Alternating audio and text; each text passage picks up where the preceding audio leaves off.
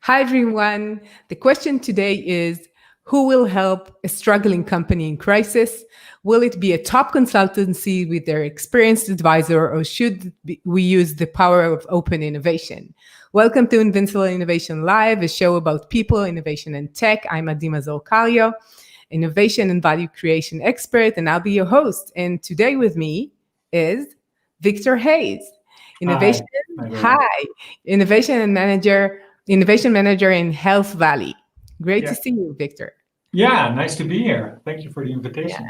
Yeah. Thank you for being with me. And it's going to be like very exciting because I think that the question is totally related to what you've been doing in your career. So you had both sides, so you could help Mm, us with it. I So hope so. from your experience, you started in top consultancy called Atos, and hmm today you're working with open innovation. So what would you say is the advantage of working with an advisor or consultant, which is a very top brand, and maybe trying the opposite side of open innovation? Yeah, it's an interesting. Yeah, it's interesting the difference between the two. If I look back, it's been like 10, 15 years that I worked for Atos and KPMG. And what strikes me the most, what I remember the most of it, is that it's the tool set that they have. They put everything in building a tool set and building on the theory of innovation and how they would like to help their clients and their customers. So we did, as consultants, we were actually always educated either by our colleagues themselves, or we were in training camps. So there was a lot of emphasis on being educated and learning the tool set and learning the way that Atos and KPMG were working with innovation. And when I left that company and I started working in hospitals and later on in this innovation agency, Health Valley, there was a large gap on what I was used to in KPMG and how it was working in hospitals and now in Health Valley. And the main difference was that, well, maybe even the lack of a tool set. There was no common ground of where the project was going, or where what the tool set was, or what the method was. So I struggled quite a bit on, okay, how do I get that new project in line in a hospital? How do I start working with the tool set that I remember in a new way of working, and how do they work here? What is the tool set that they try to use? So and that gap from the hospital to the innovation agency and the cluster where I'm working now, again, is different, because now I'm not so much more in one organization, but I'm dealing with a lot of organizations. And to give some background on what a cluster is, Yeah. maybe not everybody's familiar with the term, but a cluster or a cluster organization is more or less a triangle of entrepreneurs, of government and education in a specific area. And for us in Health Valley, it's based on healthcare and healthcare innovation. But you also have clusters, for instance, in Norway on seafood, or you have energy clusters, or you have artificial intelligence clusters. So there's always a specific theme behind it. And the triangle, and our organization Health Valley is trying to help that triangle bring on new innovation from the academia into startups and scaled ups, and try to work on the economic agenda for that specific region. So I'm dealing much more with various tool sets and various languages on innovation from the different actors in the field. So that makes it that makes it interesting to see if we can connect everybody. Yeah, for me, it looks like two sides of a story. One is like top down, and the other is bottom up. And the top down is like from the management going down in the organization, and bottom up is from academy, from open innovation within the company, or from the outside, or from startups, and creating something from there. Yeah. And there are advantages to each side. So Like if a struggling company would have like a question, where should we go to find the answers? Should we take like a big company, someone with lots of experience and tool sets and you know, the knowledge, or should we try to take it from the startups, from former inner powers, or what should they do? Yeah, well, again, it's a good question because when I was working with Atos, they also had the top 25 of big corporates in the Netherlands. So I did projects with Philips and with AXO and Shell. And I think in a way, and we're talking about 25 years ago, I think then maybe also innovation or doing these projects was also more or less based on buying a specific solution or buying a specific way of thinking. Yeah. KPMG, it was their product of doing projects and doing innovation. You would buy the KPMG way, just like you would go with Ernst & Young, or you would go to Deloitte. They had specific sets, and sometimes something would trigger you in being a customer through another route, but you would buy that solution. And it does have some advantages because they have tried it in other areas. Yeah. You know that they have been working on it for a very long Sure. time. So it to a certain extent you buy a solution, and you can also expect some sort of a result. Right. And in startups and in scale-ups and in innovation area that I'm working now, you're not always sure what kind of solution you're actually looking for. So Right.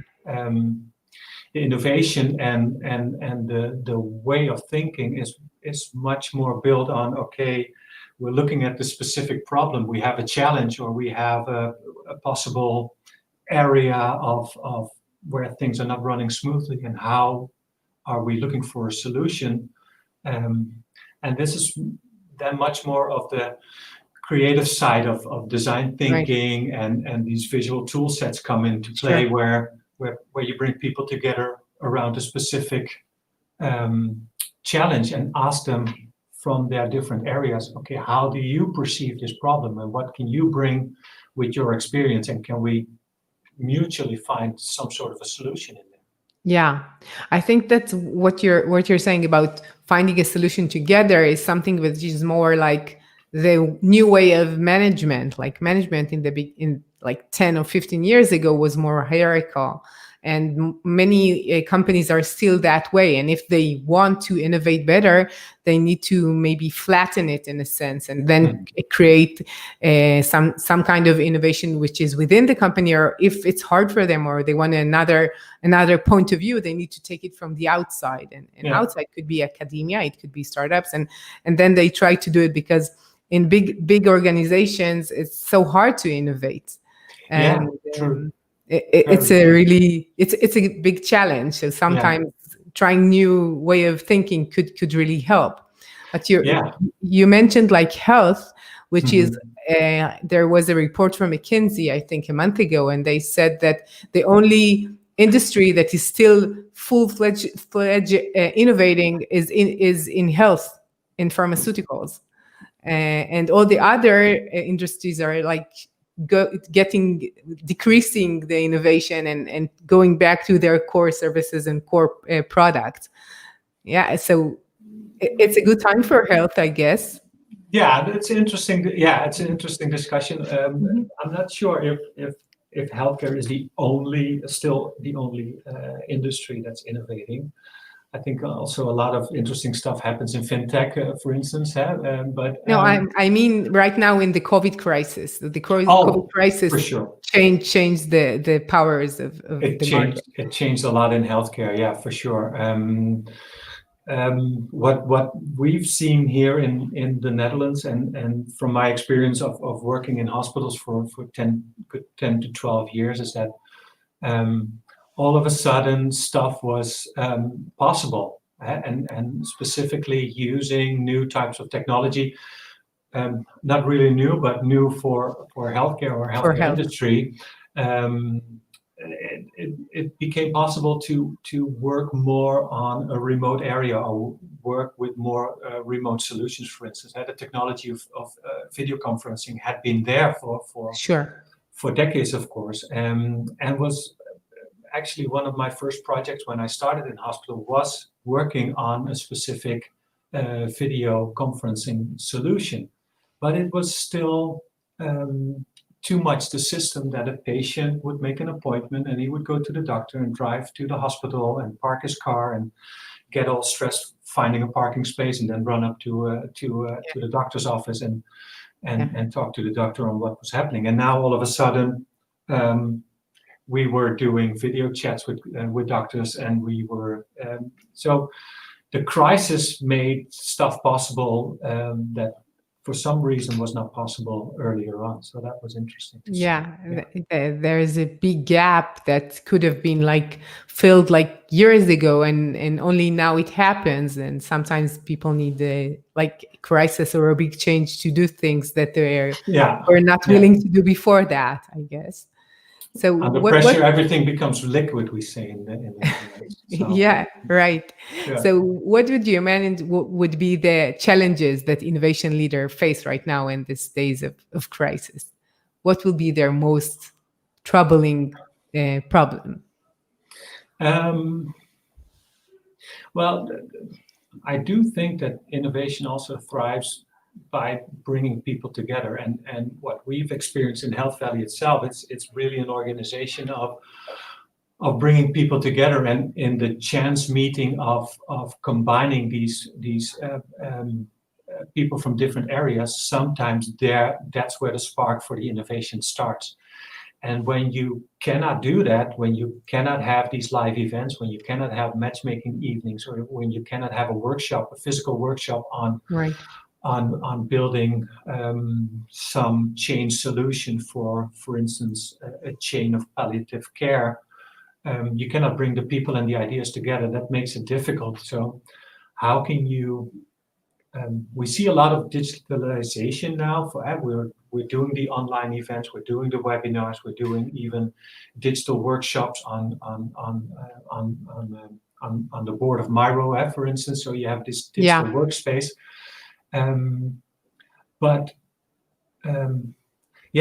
That's the challenge, because you need, sometimes you do need to have the people together. So right.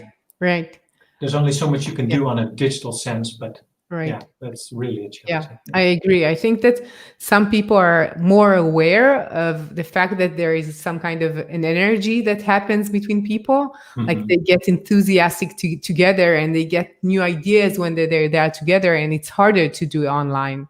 Mm-hmm. And in general, workforce change is like, how could you keep your teams still enthusiastic and involved and engaged when every one of them is sitting in front of a screen in his home?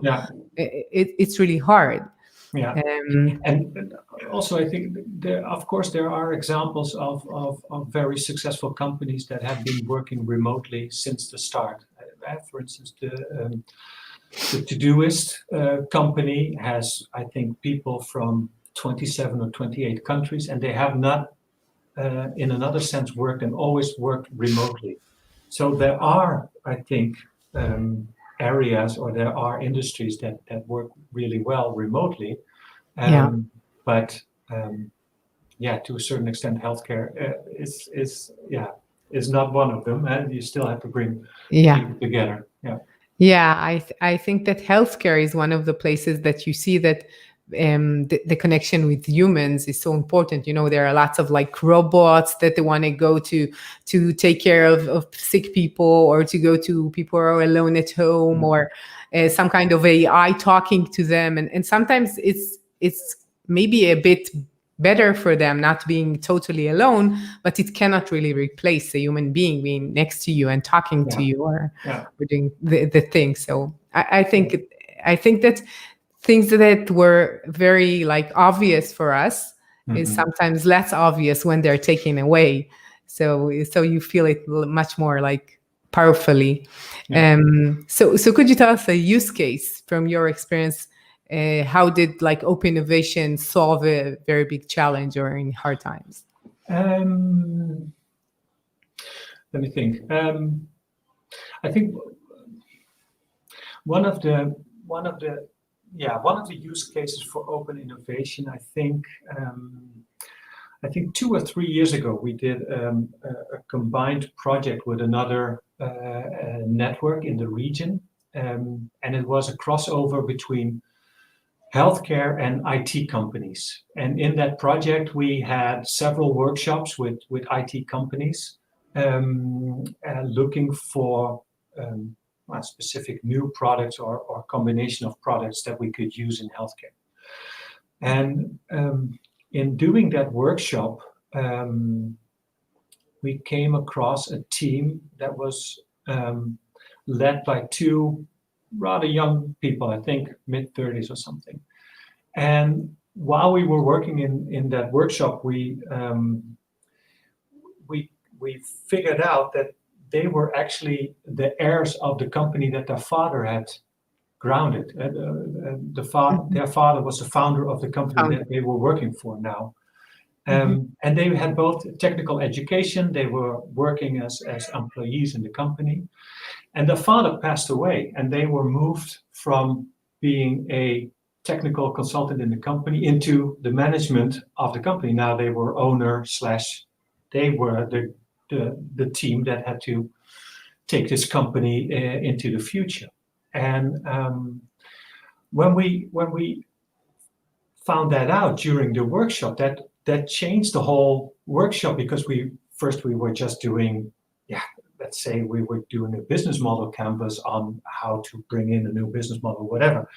And now all of a sudden it became more of a personal thing on, okay, how can we help these people take their company to the next level? So there was a change in discussion, and we more or less made it into a session. Okay, how can we bring this new challenge for these people, and how can we discuss it, and what can the other people in the room bring to this new challenge that they're facing? Yeah. So from a rather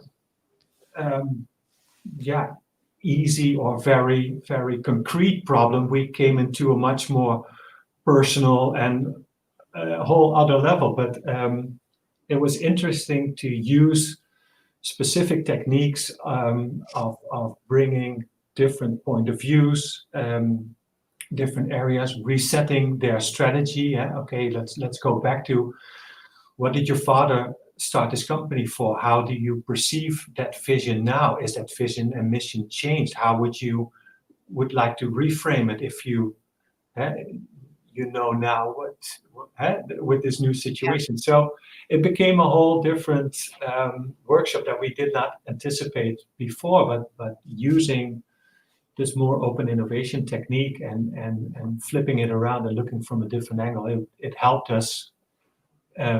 It helped us help them bring that company to another level. So that was a very interesting workshop to do. Yeah. So what you're saying is, like, the option to do it much more diverse and flexible is very important when you have open innovation, because you take people from different perspective and different point of view, and maybe even different way of thinking, and they are all together and thinking about. And one more thing that I thought while you told this story is that we think about system or a company or a business, and sometimes we're not focusing on the people who are doing the business, right? Which are sometimes even more important. And in this case, the fact that they were like employees, and then it turned to something else, and it changed the whole afternoon, or actually the 2 days that we were with them. It changed it completely. But yeah, it's an interesting experience if you're part of something that you did not expect at that point, and then still you can use experience from another career or another industry and come to a solution, which I think that is, sometimes that's really amazing if that happens. It's like, although there are more uncertainties in open innovation, I think it has more potential in a sense, and more risks, because it's But Structure. I also feel that sometimes you have to more or less justify the visual tool set. Did you ever come across a customer and you would say, for instance, we like to do this visual workshop type thing with a business model canvas and blah, blah, blah. And I sometimes get the reaction, oh, that's just sticky notes on the board. Been there, done that, not doing it tomorrow. But what I find interesting is that although it seems playful and it seems like a game, or it seems like something you do on a afternoon and you have a beer and whatever, I think the structure underneath is very it's based on maybe on psychology of bringing people together, and that underlayer helps. The good facilitator helps to get the group around the tool set, and whatever tool set that is, it's the facilitator and the energy that you put into the workshop that eventually brings the people on a certain level looking for a solution, and maybe not even aware for themselves that they're using their own experience and history to find a solution for a common problem. When people are asking me about that, I'm saying first that creativity needs the space to be fruitful and to be there, because it cannot live within structures. Creativity lives somewhere outside of the structure. And the second thing I would say, that if you see these kinds of innovation workshops, you need to think about two aspects. One is like the business side, because we want to find a solution and we want to do something which is like finding the right solution for your business. And the second one is from the organization side. So how do people collaborate? How do you make people think differently within your organization? Maybe in this specific dilemma, it's maybe the challenge won't be that successful, but next time they'll know how to think and how to collaborate and how to co-create. And the next time they could use these tool sets in order to do something different. So it's like two aspects of what they get. One is like very concrete, and then they say, we got sticky notes, because they see something very concrete. And the second one is like the way people think. A mindset is something that you cannot see. It's not the sticky notes, right? So this is I think there's a really good tool set that from IDEO. There's a toolkit called human-centered design, and it very much splits off into the practical side of doing a visual workshop and the mindset that you need as the designer. You're not being a designer, but you're using the mindset of a designer to come to that solution. And for people not that familiar with visual tool sets and design thinking and creative workshops, that's a very nice starting point to see that, for instance, the creativity or the how many times have you not heard, if you ask people to draw something, that they say, oh, I cannot draw. But that's just it's not it doesn't have to look nice, but making the translation of the image in your head into something on paper, that exercise itself will help you, literally visualize what the possible solution is that you're looking for. And then you could relate to it. So the power of what the designer has is to create something which is tangible and a focal point for the discussion for what we want to create. And we could agree or not agree on that, but once we see it, this is what the power of a designer would have.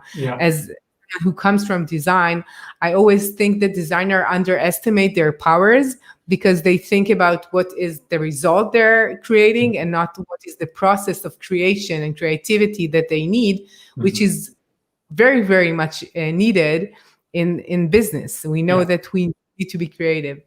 And I think it's a good way of seeing what designers are doing, actually.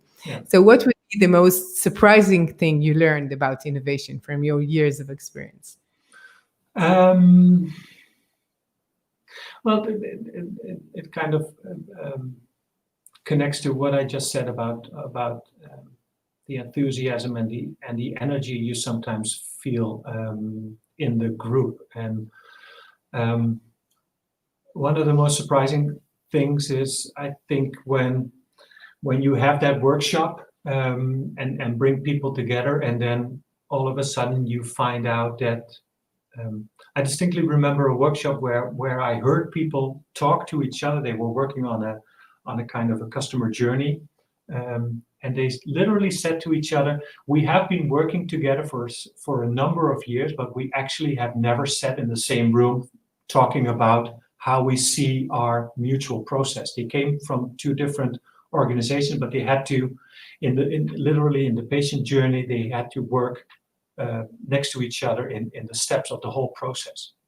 So they were using telephone and email and fax and whatnot to communicate and work, but they were never in the same room. So when I heard that was really something that I thought, okay, by bringing people together in the same room and using these type of common language tool sets, that helps people vocalize what they are subconsciously not aware of, and then that tool set helps them to come together in a mutual problem that they can solve together.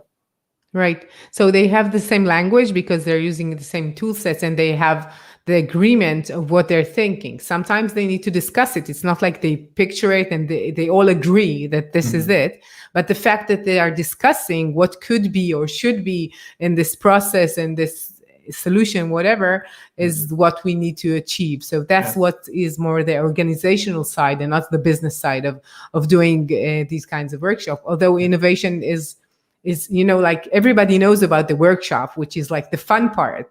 But innovation is much, much hard work than just doing the peak of the fun part. It's much more like doing things together and thinking together in the sense of what could we do, what should we do, how could we do it, and then really creating something together. It's not only thinking and strategy, it's like creating something together. And if you bring the power of academia and the knowledge they have in academia and the power of really executing from startups and maybe the point of view of a government, you could create something which is much more powerful if they were each one in his side. So startups have their own advantages and disadvantages, but they could merge together and think together, which is, I think, it's kind of magic to think about. Like people are joining forces. And sometimes the magic happens in those workshops, and you come up with great solutions and great products, and then like you said, that's the fun part, and then the actual work starts, because then you have to implement it, and then you have to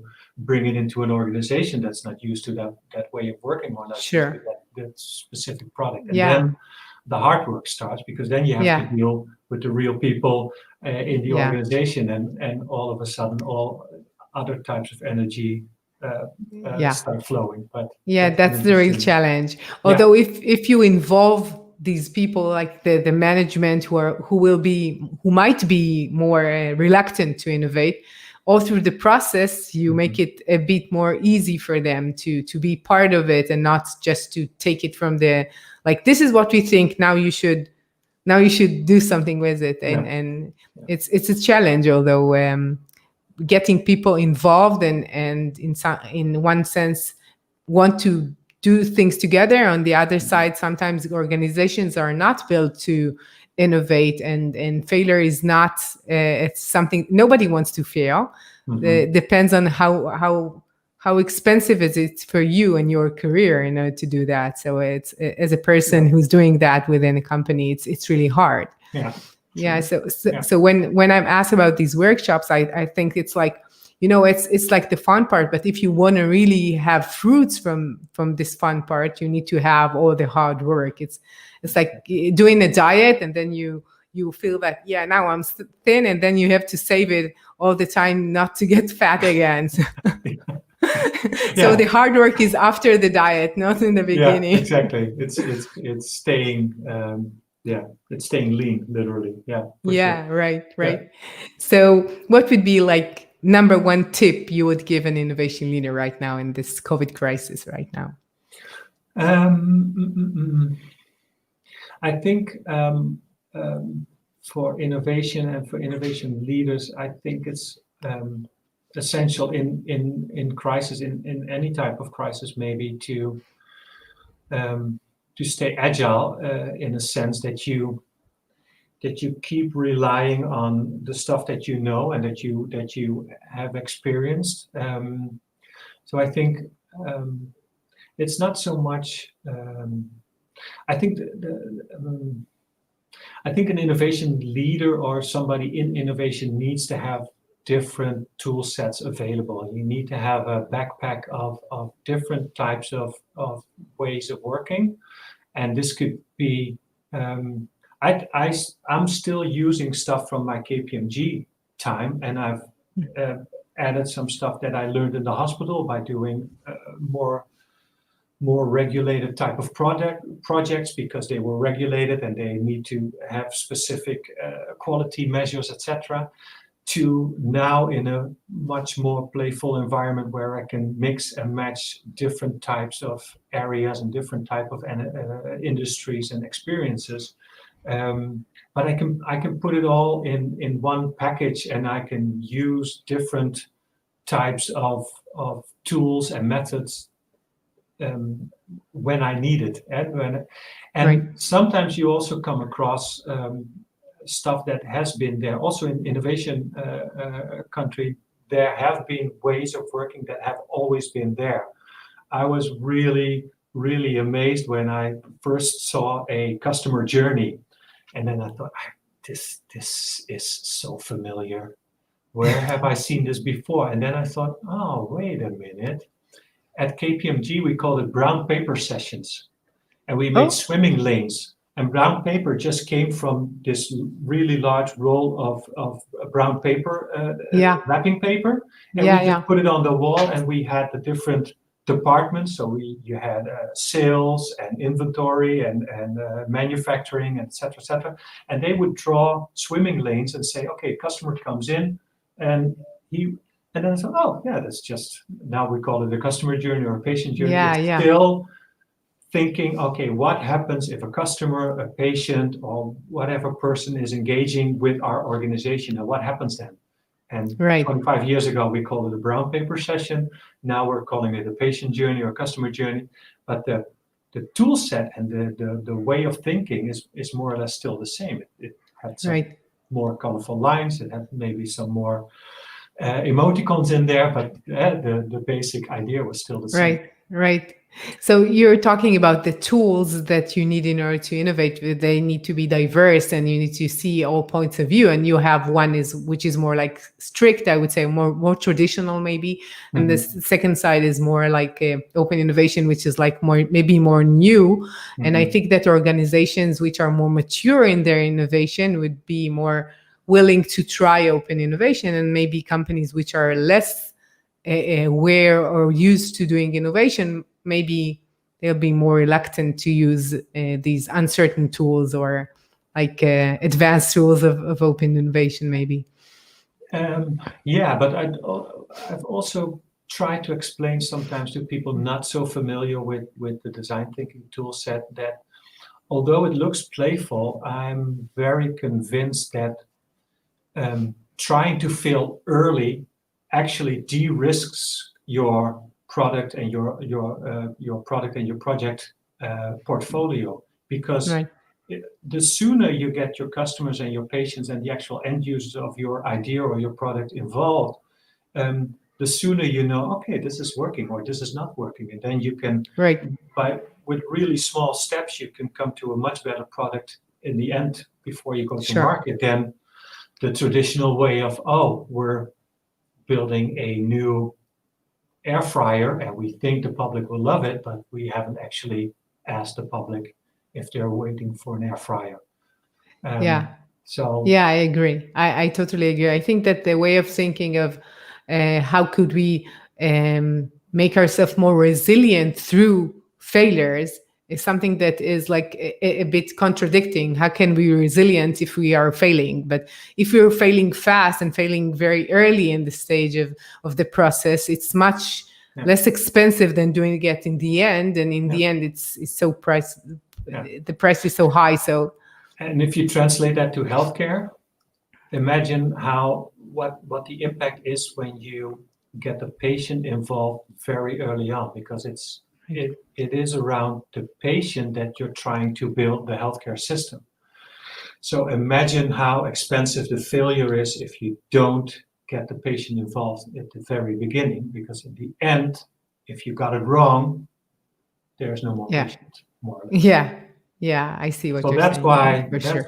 it's very, very, very essential that you well, I think in healthcare more and more there are organizations for sure that are and it's not for nothing that there is a patient journey now, but that is really I think really essential and very, very good that that healthcare is using these techniques to get patients and the people that's concerning it, the product or the process, get them involved very early.